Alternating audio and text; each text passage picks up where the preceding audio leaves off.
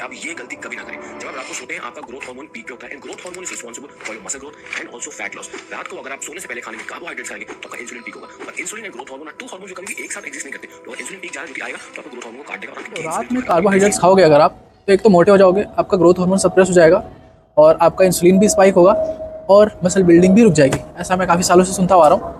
तो इसके पीछे का एक्चुअल साइंस क्या है, क्या कितना सच है और कितना गलत है, उसको थोड़ा सा डिटेल में समझते हैं। बिल्कुल, जब आप कार्बोहाइड्रेट्स खाते हो रात में या कभी भी खाओ तो इंसुलिन स्पाइक होगा ही, और छोटा सा इंसुलिन स्पाइक आपके ग्रोथ हार्मोन के प्रोडक्शन को सप्रेस नहीं करेगा।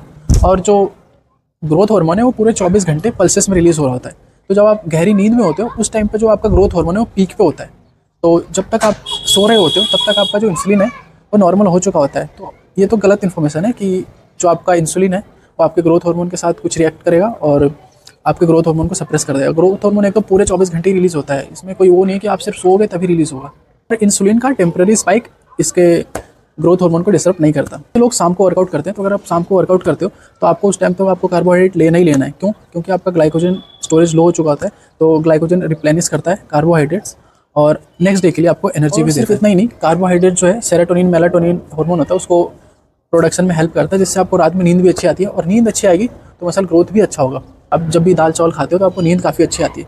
अगर रात में कार्बोहाइड्रेट्स अवॉइड करोगे तो फिर मिडनाइट क्रेविंग्स जो हो आपको होगी, फिर आप कुछ उल्टा सीधा खा बैठोगे। एक चीज़ का ध्यान रखना, रिफाइंड शुगर और जंक फूड ये सब अवॉइड करना।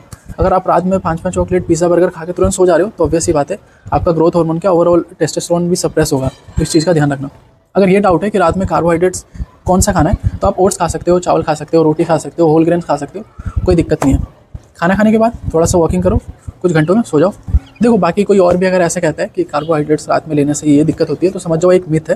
साइंस तो यही कहती है, स्टडीज़ भी यही कहती है कि रात में कार्बोहाइड्रेट्स लेना चाहिए और बिल्कुल सेफ़ है। और सिर्फ एक मील डिसाइड नहीं करती कि आपकी बॉडी बनेगी या नहीं बनेगी। ओवरऑल आपका न्यूट्रिशन कैसा है और आपकी फिजिकल एक्टिविटी कैसी है, इस पर डिपेंड करता है। Thank you.